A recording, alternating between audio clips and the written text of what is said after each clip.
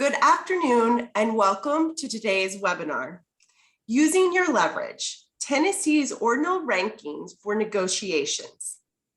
This is the final webinar in our Cronin Awards webinar series, and today we will be taking a closer look at the bronze winner for 2021. Thank you all for joining us. We are glad you're here. Since this is our last Cronin Awards webinar, and the last webinar of the year, we urge you to frequently check the NASPO website, naspo.org, for upcoming webinars. We have several wonderful webinars planned for 2022, and we look forward to seeing you there. So, at the close of today's presentation, you will be asked to complete a brief questionnaire. Your feedback is very valuable to us here at NASPO. Today's presentation is good for one contact hour. To get your certificate, simply complete the questionnaire following the presentation. Now, before we begin, I'd like to take a moment and explain the format of today's webinar. All attendees are muted. If you would like to ask our presenter a question or share a comment, you can type it into the Q&A box at the bottom of your window. Questions may be addressed during the presentation, and we will also have time for a Q&A session at the end of the presentation. Now, I am very pleased to introduce our speaker today.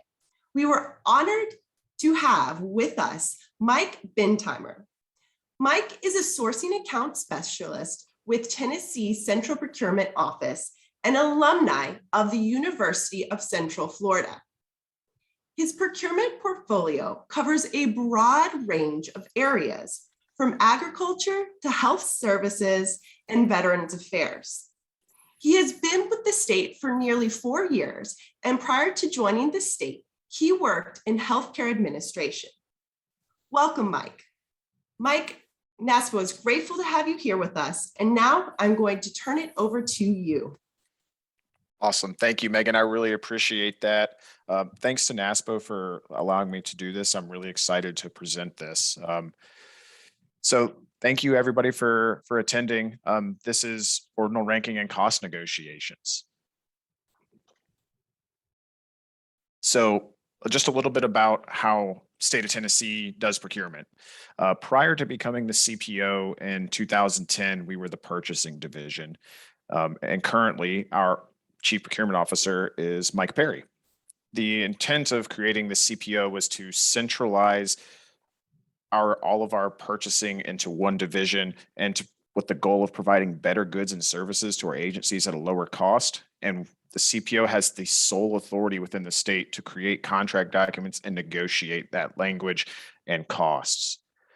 We have several teams within the CPO. We have everything from P-Card to the content team, which manages our website. They manage the process through which we send out ITBs. We also have a Go2BE team, which manages our diversity business enterprises. And then we have additionally 2 purchasing teams. There's the statewide team and the sourcing team. The statewide category specialists are broken down into technology, services, and commodities.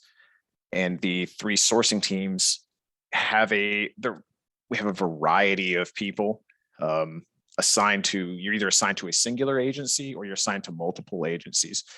Just depends on your particular scenario or situation. But no matter where we are within that office, we each run a variety of procurements. ITBs, which we call our invitations to bid.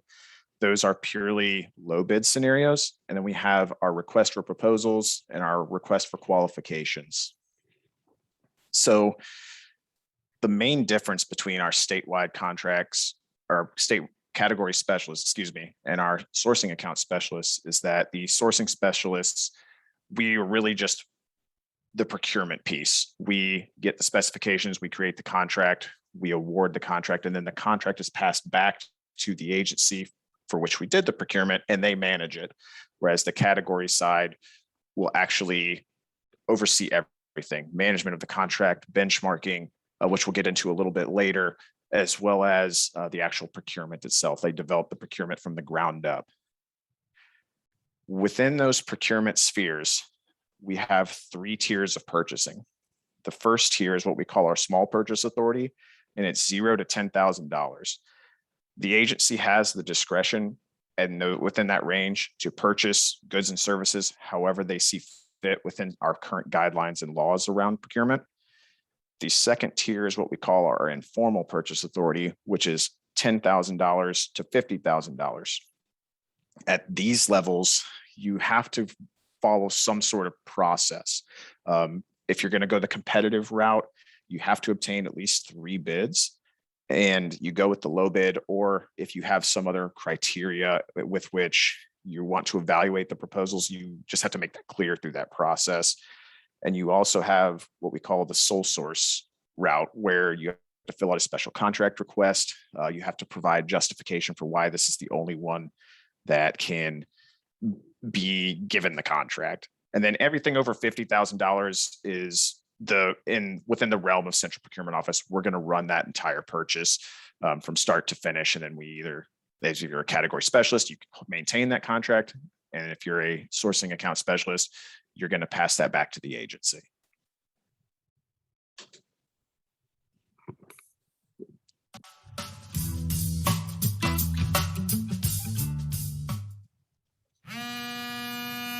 Central Procurement Office, this is Mike. How can I help you? Mike, Norman Osborne of Oscorp. Hey, Mr. Osborne, what can I do for you? Hey, I wanted to talk about that recent TBI bid for hovercrafts. I felt like we submitted a competitive bid with our latest hovercraft model.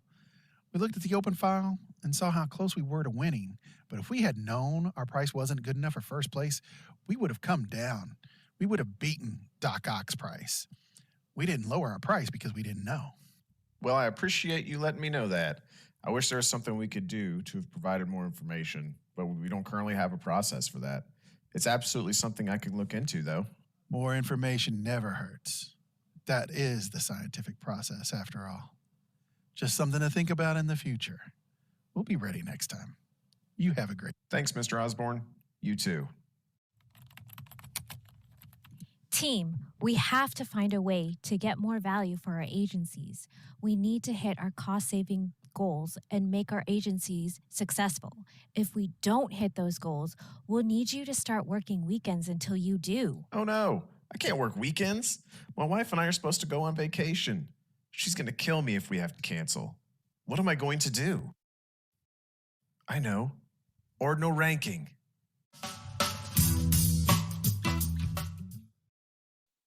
All right, so that was just a fun little video.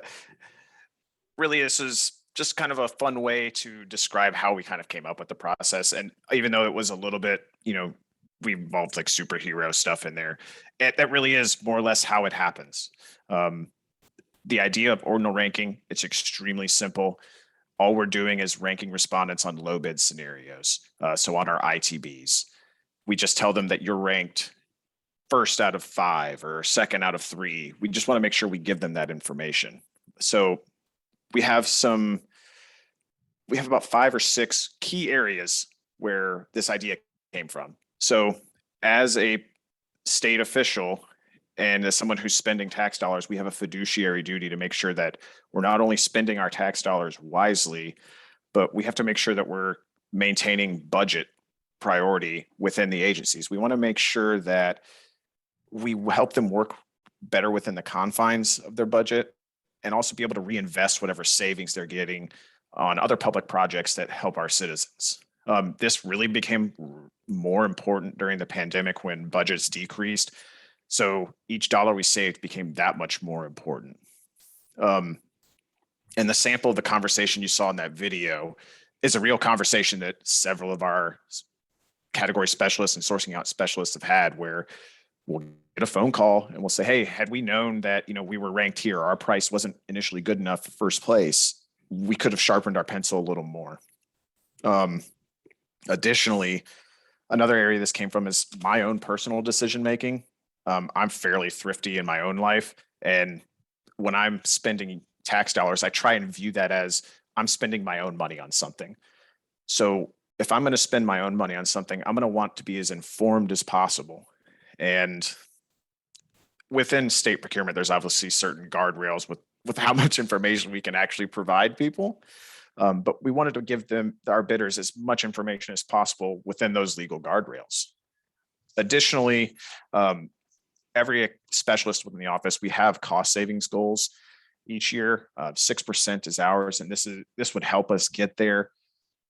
We do have other methods of negotiation, so this is really just another tool in the toolbox that we can use. And I'm going to go over this last one a little more in depth later, but game theory and the prisoner's dilemma. But quick overview of that is that it's game theory and the prisoner's dilemma are just economic models that help determine how people are going to react to certain situations. And next, we're going to talk about kind of the goals of the ordinal ranking process. So the first goal is increased transparency. To me, this was one of the most important ones. Anecdotally, I think it's safe to say that people expect a lot from government. And over the last 2 years, I think people's general outlook on government is that it's not as transparent as it could be. So we wanted to make sure that we're involving as many players in the game as possible, being as open and forthright with them as we possibly could to increase that transparency. And it's also through that transparency, we're going to increase bidder awareness and participation. So by using the ordinal ranking and telling them where they rank within the greater sphere of it, they're not going to know where they stand but it's only going to be on price alone. But knowing this is going to incentivize them to participate more in the process, because now that they have that information, they know that, they can directly affect the outcome. If you're familiar with Norman Osborn and Doc Ock, you know that they don't like each other. Norman being a hover glider expert, he would never really want someone like Doc Ock to compete with his hoverboard prices. So like in that video, if they knew where they stand, they may work harder to sharpen their pencil and provide a better value to the state of Tennessee or whatever state or local government you're purchasing for. It's also going to increase their understanding of our process.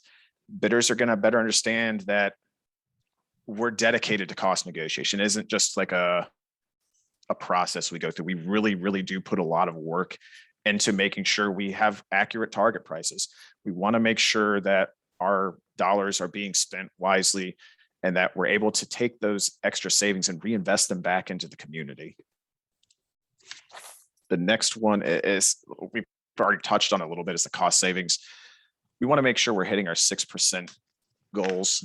So this was a secondary goal. But this really does help us, and we'll get into that a little bit later as well. We'll show you exactly how well it has helped us reach those goals. The last one is customer service to our agencies, as well as customer service to our external customers, which is the respondents or the bidders. When we've started this process, we really needed buy-in from agencies.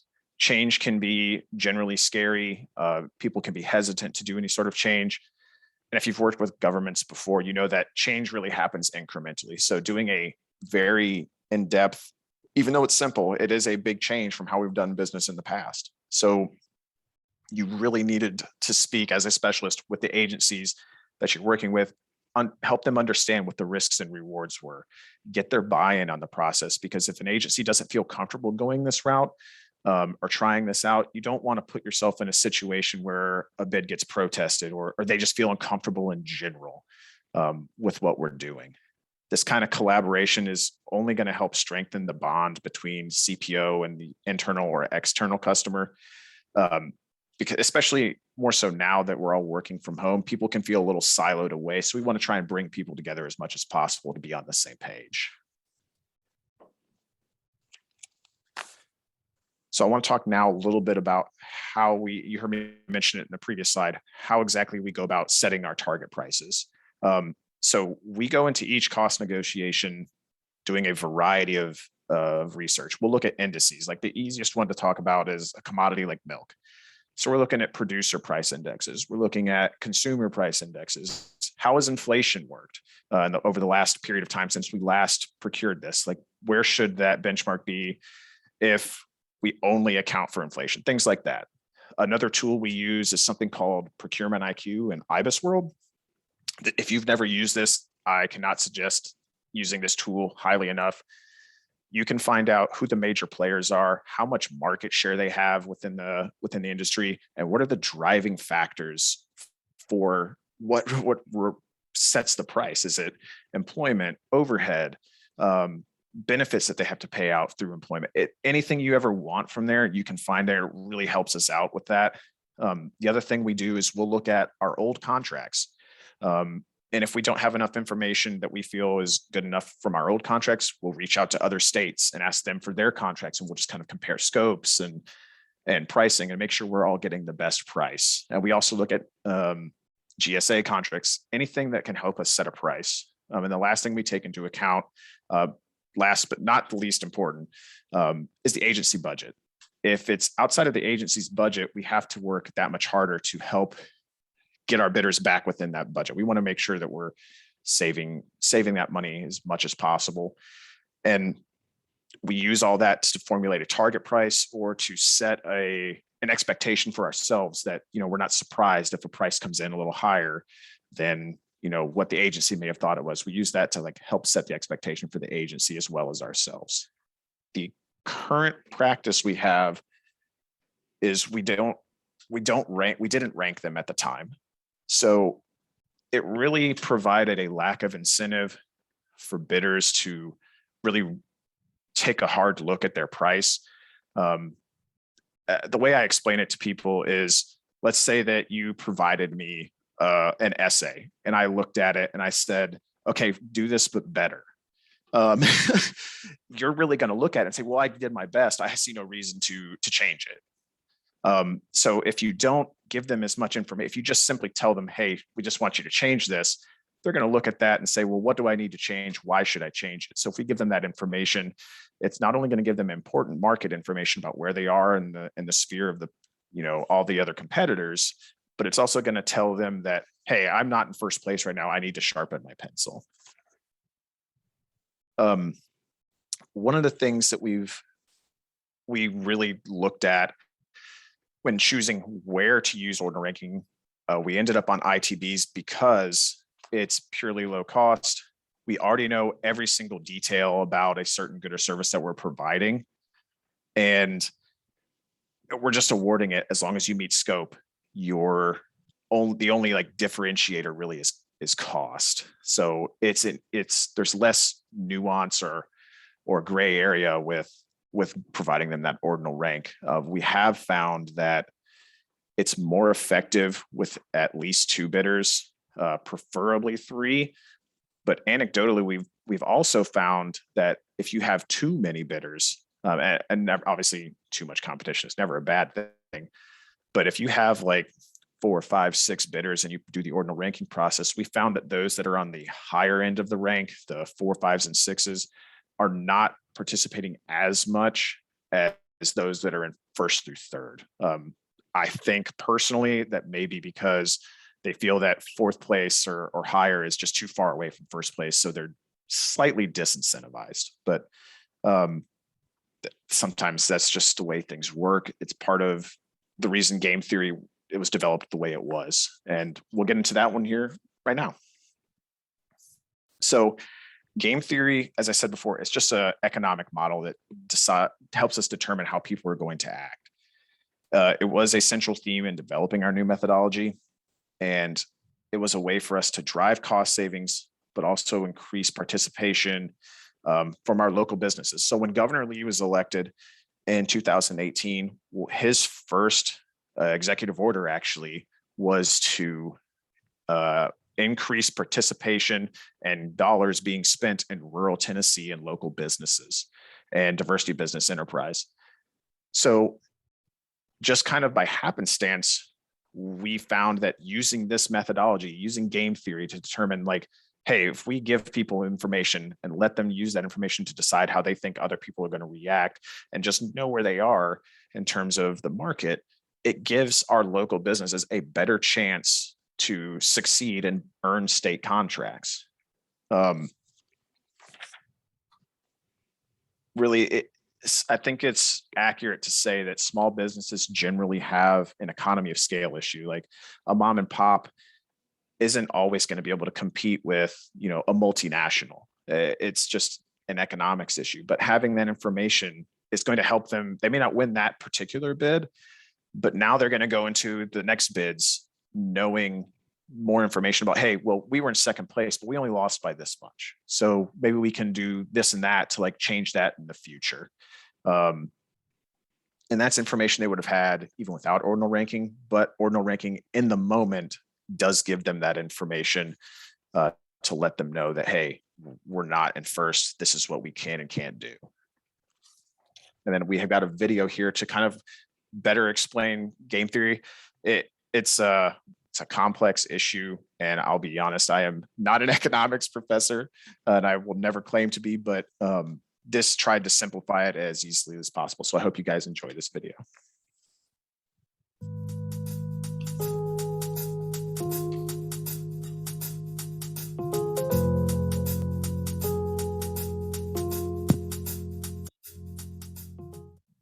What are these two terms? Well, the prisoner's dilemma is derived from game theory, which is, in layman's terms, the study of models relating to how rational decision makers act. The prisoner's dilemma is a traditional scenario in which two prisoners are separated and interrogated and ultimately must make the decision to either confess or stay silent.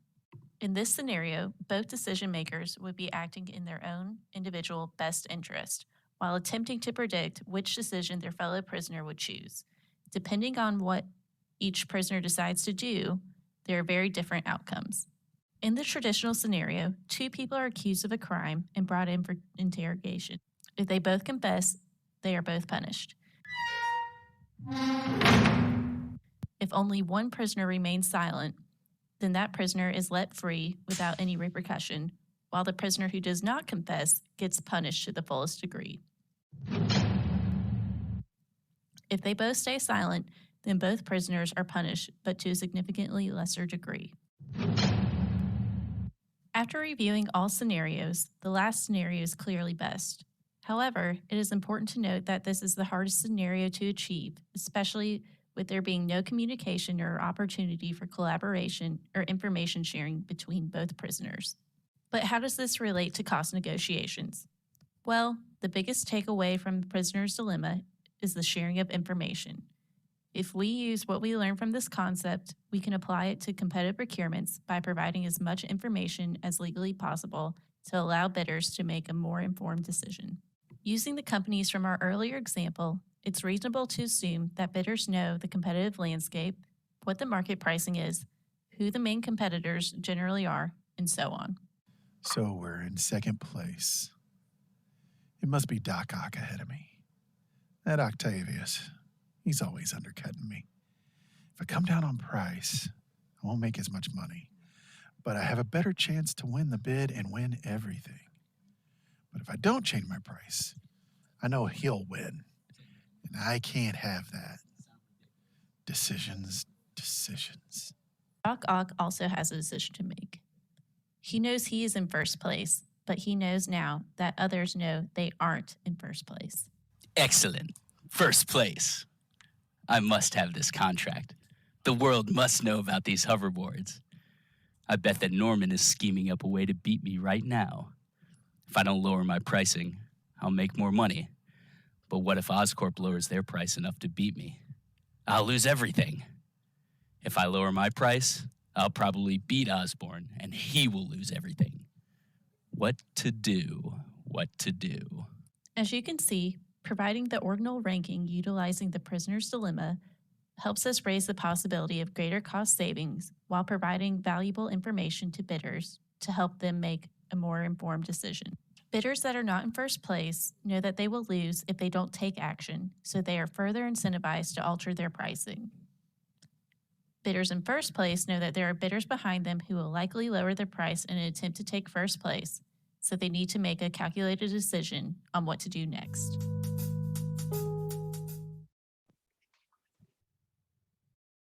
All right, so just a quick recap. Lindsay was the voiceover there, so you could hear Lindsay say that, this providing this information is the key to making sure that everybody gets a mutually beneficial outcome. It is to the state's advantage to use it, but it's also, as I've said throughout, good for the respondent or the bidder because they have that information now. Bidders that are in first place know that there are now bidders behind them. They know that they're not the only bidder, and it's going to encourage them to make a decision on whether or not they want to stand firm on that price or lower it. Additionally, those people that aren't in first place have to make a decision as well within their own self-best interest to make sure that they're not undercutting themselves. But they know that if they're not in first, they're not going to win the bid unless they make a decision to lower that price. Like we said throughout this, it provides valuable information and it promotes more negotiation opportunities for everybody involved. And so when we send out, I just wanted to show y'all what really, this kind of encapsulates, in my opinion, how simple this really was. The sheet you see right here without the line items attached to it is what we now send out to our bidders. The only two things that we changed on the entire sheet. In the top right, you can see where it says bidder rank X of X. And then the last two sentences that are in bold red, it's just telling them that, hey, this target price sheet contains a ranking system and that your bidder's rank is shown in the top right of the sheet. That's all we're doing. Now, if it's a line item award, we would put that bidder rank instead next to each line item, and we would just simply adjust that last sentence. But to me, that really encapsulates how simple the process was to use. And we'll talk a little bit more about how the ranking methodology here affects what we do. So we talked earlier a little bit about target pricing and how we come up with that target price. And you also heard me briefly mention that when we used to send out the sheets, they were only really asking our bidders to bid against themselves. So even when we sent them a target price, but now using this ranking methodology, it makes that target price a little more important. It gives it a little more oomph to, it makes our research a little more worthwhile. And that really helps because they're going to have to now take our target price into their calculations. It's not that we're just kind of pulling the target price out of thin air. It really does take a lot of work to get to that point. Again, we're providing the bidders with that knowledge that there are, a number of people competing with them. So they're going to have to make that decision to stand firm or lower their price, similar to whether or not you're going to confess or stay silent. And then we'll move on now to, I think, the part that everybody wants to hear about is the pilot program. How did we measure the success? How did we get that program moving? So we had 3 key data points. Initial non-first place success. And really what that means is if you started the process, your original bid came in and you weren't in first place at the beginning, how often did somebody that wasn't in first place come back to win? The second one is pretty simple. It's percentage savings. We just took the initial bid and compared it to the final bid and found the percentage difference. We chose percentage difference rather than dollar difference because a lot of our contracts are bid out and then they're multi-year awards. So trying to compare, each procurement to the other one isn't really going to be apples to apples. So taking that initial bid price and comparing it to the BAFO price, or if we only did a target price, comparing it to that target price bid and calculating that percentage, we felt was a more fair comparison. And then the last one is the average percentage change. So there are scenarios where you have to bypass the first place respondent, or you have to cancel a contract down the road and re-award to a second place or even a third place respondent. So this was just measuring, are we still going to see savings even after we move to a second place or a third place respondent? And a great example of this actually happened to me recently. And we ended up using Ordinal Ranking on it. It was actually part of the pilot program. We had a contract for one of my agencies where they were providing kits where they were doing biomarkers on certain citizens within the state criminal system. And at one point, the initial contract awardee, about 6 months in, due to supply chain issues, could no longer provide key parts of the kit. So we had to go back to the second place respondent, 6-7 months down the road, and ask them if they could hold their pricing from that previous bid, and if they would be willing to take on the contract, which they were, and we were grateful for that. But we used Ordinal Ranking, and their price had actually come down from their initial bid. So we still saw savings, even though we moved to a higher price point, we still saw savings because they came down from their initial price point. And on the next slide, we'll start talking about the ins and outs of what the actual numbers were. So the first one, increased participation. We found that in the baseline. So I think I should back up for 1 second here. We took over a 6-month period. We had the pilot program run, and we just took anybody who's committed to using the Ordinal Ranking process sent their data to me. And then we would take an equal number of procurements from the same time period a year earlier and compare those as our baseline. So we had 14 in the pilot, 14 baseline solicitations where we didn't use any Ordinal Ranking from that year prior. During that baseline, we found that if you didn't start in first place, you didn't win. Nobody, 0%. But doing the pilot, we found that 21% of our initial non-first place respondents ended up coming back to win. And that has been really consistent through the post go live as well, where we're at 20%. So for us, outcome number 1 was a great success. And then outcome number 2 is about savings on winning contracts. On the baseline, we saw 2.12% savings using non-Ordinal Ranking. On the pilot, we saw a savings of 5.27%. And post go live, we saw even more savings at 7.18%. I think it's important to know, I know I said earlier, we're not comparing dollars because they're not apples to apples, but I thought it was kind of significant post go live. On the baseline, we spent somewhere around like 16 million on contracts. On the post go live, we only spent around 6 million on winning contracts, and we still saw more savings doing that on almost just a third or close to half of what we spent on the baseline. So to me, that just made it that much more impactful. And then the third outcome, which was the average percentage change, how much would we have saved had we been forced to move to the next respondent? On the baseline, we saved over just 4%. But on the pilot, we saved over 7%, right around 7.2%. And it dipped a little bit post go live. But I would say it's pretty rare for us to outright bypass a respondent. But the fact that we're still seeing those numbers stay consistent is important to us.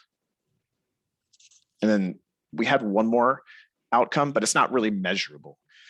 We talked a little bit about it as one of our goals earlier, the customer service, which is really, we're just trying to increase the collaboration and get buy-in and trust between us and our agencies and us and our outside customers.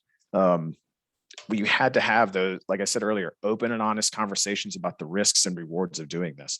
It's a risk because it's a new process. People may not necessarily like that new process, but it's a reward because you're going to see more cost savings on it. It led to a lot of cross collaboration, and my agencies in particular, they've been really open to using this kind of thing. And part of that is because, I've worked really hard to build that trust with them. And I think that only increased through being open and honest about this process and, what it could mean for them. And it really gives them a peek into kind of behind the curtain, so to speak, of what we do every day. How do we work with them behind the scenes to make sure they get where they need to go and, meet the goals of their organization? So the next thing we're going to talk about is our approval steps. So when I first started doing this, the first thing I had to do was look at our statute, rules, policies, and procedures. So our procurement manual, which is kind of derived from the statute that gives a CPO the legal authority to do what we do, It simply states that all responsive respondents or selected competitive range respondents will be given equivalent information with respect to cost negotiations. So this is pretty broad. We have a very broad power of negotiation. Luckily for us, it fell in line with our existing procedures using the ordinal ranking, And if we do when we did the ordinal ranking, they're all getting the same information. They're all getting the same, hey, you're one of, 3 respondents. The only little difference is that we're saying you may be second place out of 3. You may be third place out of 3, but each respondent knows that there's 3 people in the ring with them. The next thing we did after I analyzed that, me not being a lawyer, I had to take it to our CPO legal group and our executive leadership and, make sure, hey, does this actually jive with the way that I think it does? So once we did that, they reviewed it. We looked to see if there was any changes that needed to be made within our current procedures. And then we took it to the comptroller.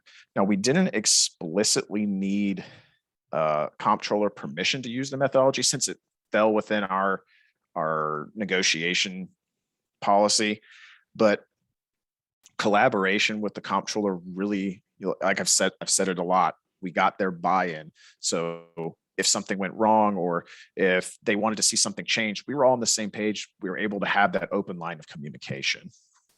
And we got permission to just go ahead and do a pilot.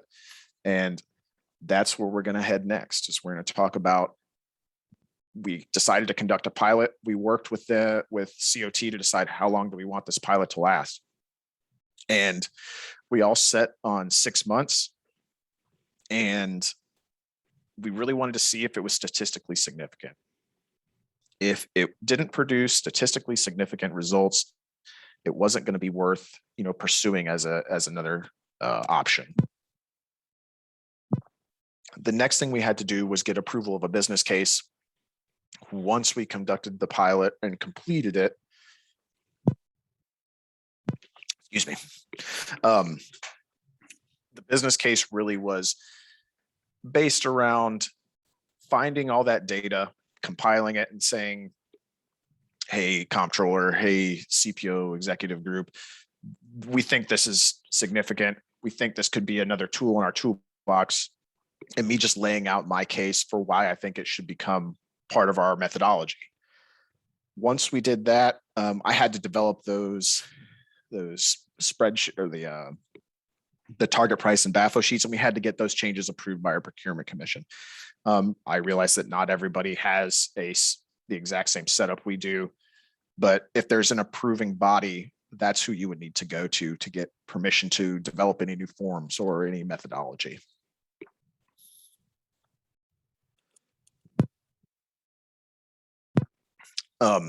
You've heard me say this a lot as well. More information is always key to success. As much information as you can give people, they're going to make a better decision. I think that's as true for procurement as it is for anything else in life. So we took that and we created supplemental documentation. We created scripts for talking to our internal and external customers. We got a lot of questions from our bidders when we first started this process. So we took those and we developed talking points to tell them, hey, this is why we're doing this. This is how we're doing this. We did the same thing for our internal agencies so that they understood the process. We also created new onboarding documents for our new hires so that they understood that, hey, you do this cost negotiation normally, or you can use the ordinal ranking. This is how that works. This is why we do it. Once the pandemic had hit, we had kind of put collaborative user groups on hold. Our collaborative user groups we get key people from each agency. They meet with CPO. We give a presentation on any updates we have to procurement laws, procedures, anything like that. So once we get those going again, we'll be doing a presentation on that. Additionally, we've had office-wide meetings here at CPO where I have talked about using this methodology.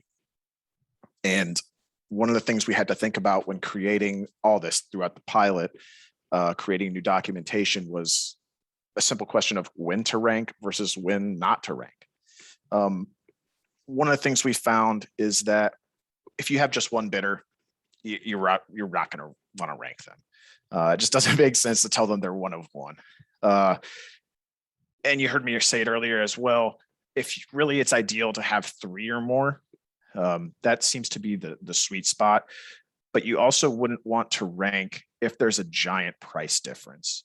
It would feel a little disingenuous, in my opinion, to use that if there was a very, very large rank, or excuse me, a large difference in price, because yes, they may be in second place, but if the difference is so great that they couldn't reasonably come down, it feels like you'd be taking advantage of the situation. And I'm trying to think of that from a bidder's perspective. They may not like that. They may think that we told them, well, hey, we're in second place, but really we never had a shot. So you would just want to be cognizant of that. Instances where you would want to use it, the price is close if you have a lot of competition, but we really leave this up to each coordinator's discretion, because this is what we do for a living. We want to make sure that we have leeway to use it. Again, this is not a required option, but it is another tool in the toolbox. But that's really all I have. It's a really simple setup. There were some, hurdles that you have to go through in order to get that approved. But I hope you all enjoyed the presentation. I'm really excited to finally be able to talk about this with people. So if you have any questions, please let me know. I'd be happy to answer.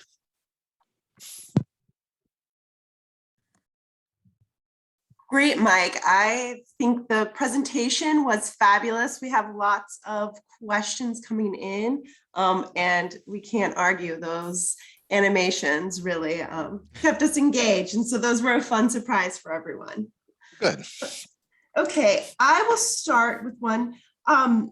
So one of our audience members wants to know which agencies use the rankings the most. So is there a specific agency where you found it to be, more common, or it was easier to kind of for them to onboard with the idea? I would say Department of Environment and Conservation. Shane works pretty closely with me. Shane is the source account specialist for TDEC, and they do a lot of ITBs. And ironically, he was the one who provided me most of my data during the pilot. He does a lot of those. The other one I would say is TBI, the Tennessee Bureau of Investigation, which is one of my agencies, as well as the Department of Agriculture. We've used that with them as well. Great. But really, and I did want to make one point that I forgot to make. If you're at the beginning, you heard me say that there's a $10,000 to $50,000 range, and that's really within the agency's purview to go get 3 bids. They can still reach out to CPO. We can use it on those smaller bids as well. Okay, great. Thank you for clarifying that. Yeah. Then we also had the question, do you find that with price decreases, there is a reduction in expectation of delivery or services, or delivery of services, No, that's a good question. But no, we still hold our contractors to the same standard as if they had kept their prices higher. They still have to meet those specifications that and requirements we've set out in the solicitation. If they don't, there's really only a couple remedies. It's, send them a letter, tell them that they need to meet those expectations, or we terminate the contract. The dollar price or the dollar value really has no bearing on, our expectations for them to uphold their end of the bargain. Okay, thank you. Mm-hmm. And then we have a follow-up question. Which types of procurements has this been most successful with? I may need a little more clarification because we only use it on the low bid. Are you talking about difference between does it work better on goods and services? That would be my inference. Yes. Okay. So it seems to work a little better with services, and I'll tell you why. So with goods, more often than not, the price is set. It is what it is. There's not a ton of wiggle room. There may be some, internal markup so that the company that's selling it, can make a living. Whereas with services, it's a little more subjective. You're talking about hourly rates. You're talking about, how many hours you're going to need to actually complete the project. So I found, again, this is anecdotal, but that I get a lot more savings with service-based ITBs. Oh, interesting. Okay. And then also, they keep coming in. Have you experienced any pushback from suppliers or bidders about the rankings? So has there been any feedback? So I've got two examples for you. So Great. one good and one bad. When we first started doing this, we did get a lot of pushback on it. The question we got was, how can you do this? Is this even legal? And it's important to, you don't want to get overly descriptive with them because legal jargon can get boring. You really just want to point them to the statutes that we have and say, hey, like, we have broad negotiation statutes. We just want to make sure we're providing you. We've gone over this with our legal group. We've gone over this with the comptroller. It is indeed legal. And really, this is a benefit to you as much as it is to us.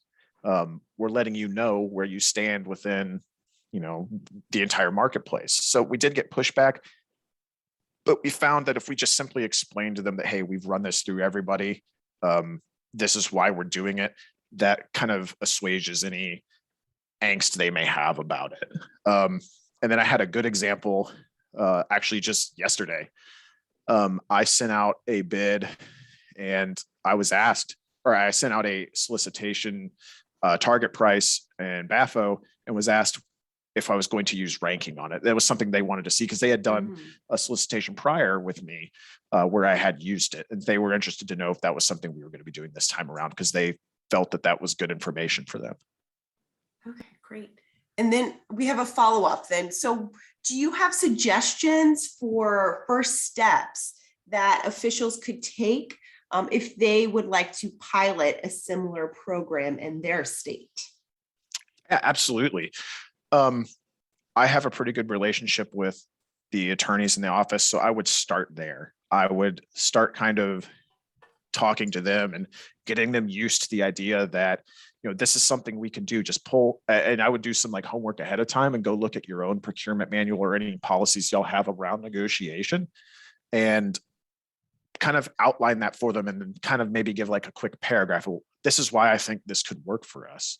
And y'all can even cite what we've done and say, hey, state of Tennessee is doing this. They've shown really good promise with this. They're actually using this, live. They've gotten it approved.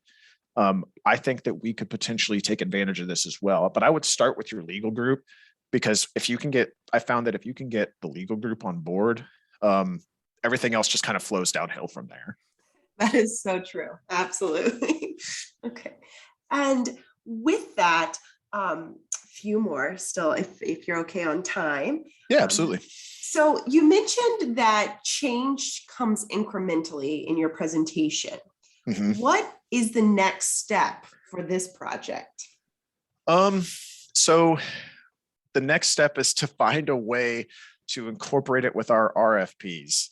That is going to be a very long project because RFPs and RFQs, if y'all are not familiar with them, they're very, very subjective.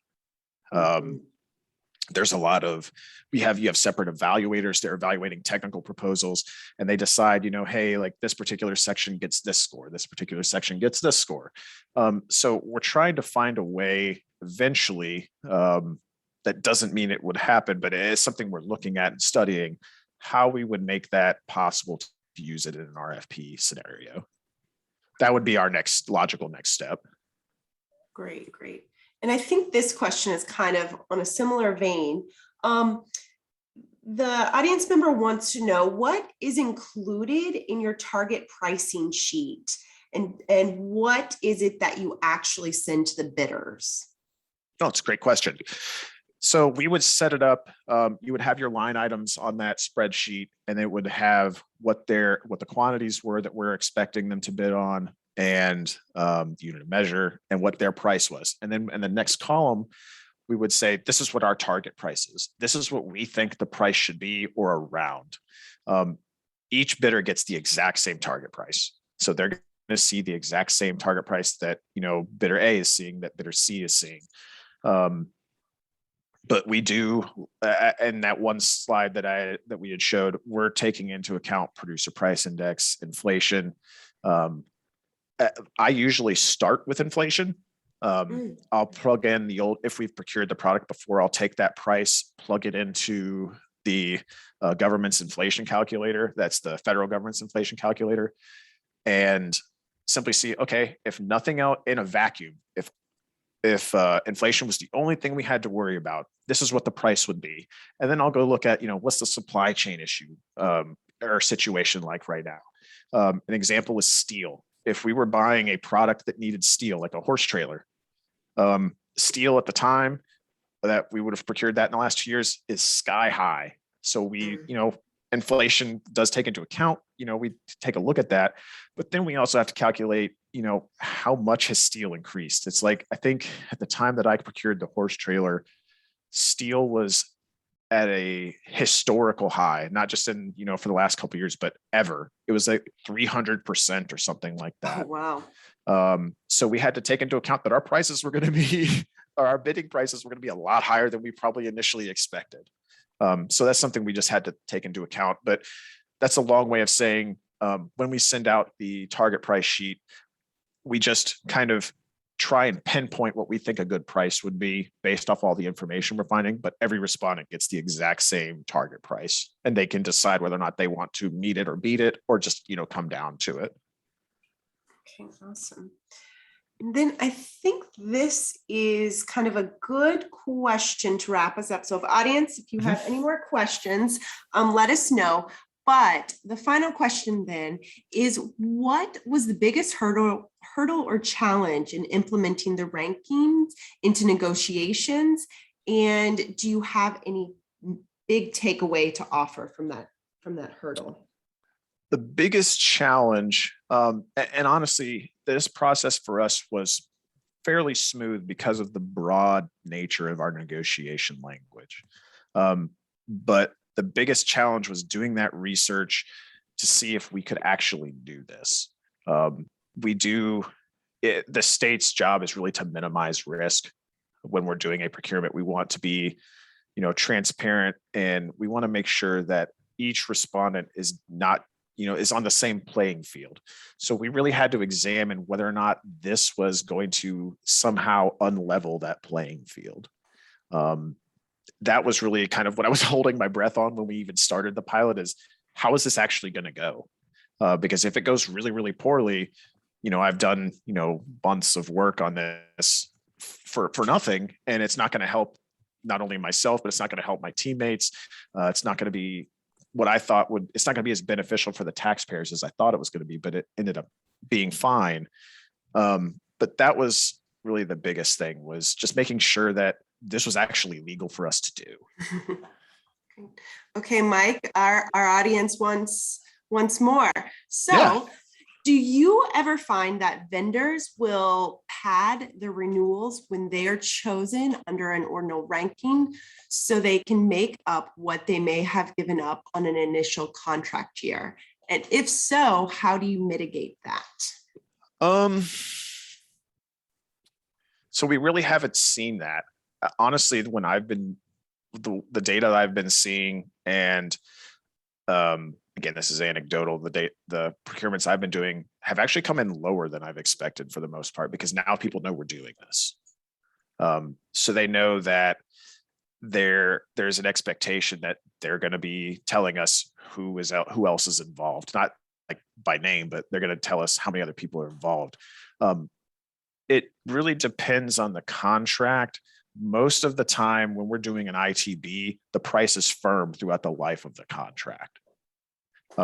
We don't really have too many contracts that allow for price increases or where the price changes per year, at least through ITBs. Now, on our RFPs and RFQs, that is a more frequent occurrence, where we have, year one prices X, year two prices Y, year three prices Z. We don't really see that much on ITBs. So it's not really a situation we've had to encounter, to be frank. Okay, great. Well, thank you for that question. And then I have one more, and I promise I will let you go. Okay, how does this ordinal process compare to an auction or reverse auction acquisition process? What advantages does Ordinal provide? So with the auction or reverse auction, I've not done one here. I've seen one done in the state of Maine. And that was actually really interesting the way they did it. So I'll use them as a comparison. They had a system where it was a live reverse auction. So they would have, a line graph, and they would show like at X time, this is the price point for bidder A, this is the price point for bidder C. And it would just keep resetting time for people to put bids in. And it was really cool. It's like watching the stock market go up and down in real time. So this is very similar to that in that we're showing them where they rank in real time. Obviously, it's not as fluid as something like the reverse auction that Maine did, the live reverse auction, but it is very similar. And honestly, until your question, I had kind of forgotten about that. So thank you for reminding me about that. I mean, that's a great example of why they're similar, is they show in real time during a solicitation where you stand with everything. Nice. Well, Mike, that concludes today's presentation. Those were phenomenal questions. So Mike, we would like to thank you first for the valuable information that you shared today and working with us here at NASPO to bring it to our audience. And thank you everyone for attending today's webinar. You will receive a follow-up email containing today's slides and materials.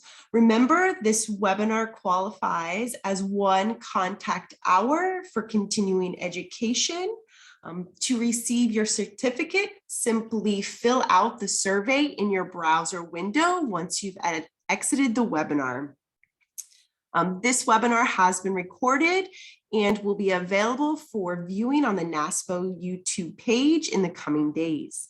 Questions entered into the chat and Q&A box have been saved, and we will try to follow up via email for any ones not addressed during our presentation. Again, thank you, Mike, for your presentation, and thank you for all your guests. We hope you have a great day and happy holidays.